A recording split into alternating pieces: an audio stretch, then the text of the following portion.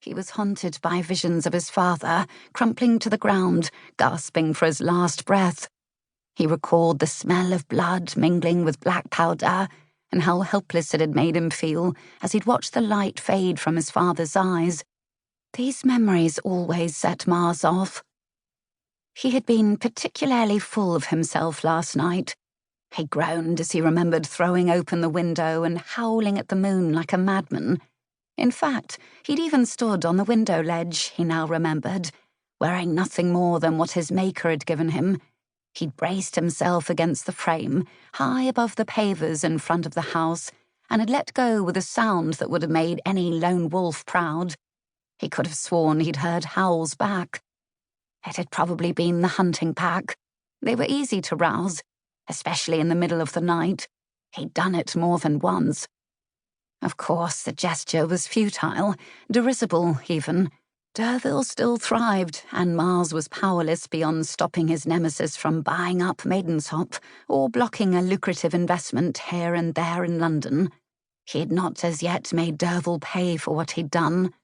But someday. In the meantime, he was truly and completely convinced his friends were correct, and he should mend his ways. He'd forgotten how truly debilitating the day after a drunken rampage was. Mars collapsed on the bed. God, he had definitely given the servants something good to gossip over, even though they were loyal. They kept his secrets. He hoped. And no, the howling had not been one of his wisest ideas. He could have fallen out the window, especially in the state he'd been in. But now he was awake, driven by a new need, one to relieve himself. All that whiskey had created a powerful urge, and his teeth felt woolly. Mars hated having a sour mouth. He rolled out of bed with a groan. It hurt everything in his body to move.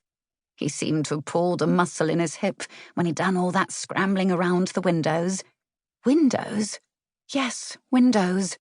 From the hazy recesses of his memory, he realized he'd howled from more than one window. Such was the danger of being left to his own devices. If his friends had not been out of town, he would have been over at their houses, being outwardly bored by their married lives and inwardly jealous at how content they were. Who knew a wife could make a man happy? With a groan, he reached for his breeches, which were lying on the floor. Keeping his head as still and steady as possible, he pulled them up his long legs, not bothering with the buttons, and stiffly made his way to the privacy screen. There had been a time when he'd bounded out of bed with energy, in anticipation for the day, even after an evening of drinking. That seemed decades ago. At 7 and 20, he shouldn't be feeling so low. Even his back was sore, and he was too aware that his complaints were those of a creaky old man whose only enjoyment was the blessed relief of emptying his bladder and a nap. Yes, a nap. Just the thought of it made him almost giddy. Later today, he'd have a nap. That was if the commotion in the house ceased. The shouting was still going on. It always amazed him that, as massive as Belvoir was, sound carried as if he lived in a cottage. He set to cleaning his teeth, the tooth powder thick in his mouth until he rinsed it out. He popped in a mint lozenge that Gemma, Thurloe's talented wife, had concocted. Mars was beginning to believe himself as obsessed with her pastilles as he could be to opium, if given the chance.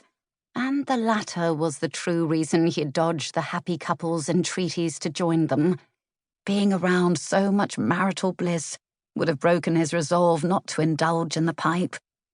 And standing there in front of the mirror over his washstand, looking at his face sporting a growth of whiskers he wouldn't let Nelson shave because his head had hurt too much, his wheat-coloured hair in sleep-tossed disarray, and his eyes red-rimmed and tired, he knew he must change.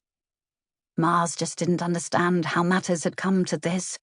Life was passing him by, and the men he most respected and admired, his closest confidants, now focused on their wives.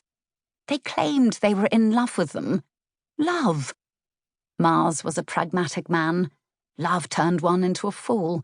If his father had not been so in love with his wife Eleanor, he wouldn't have challenged Derville, who also claimed he'd loved her.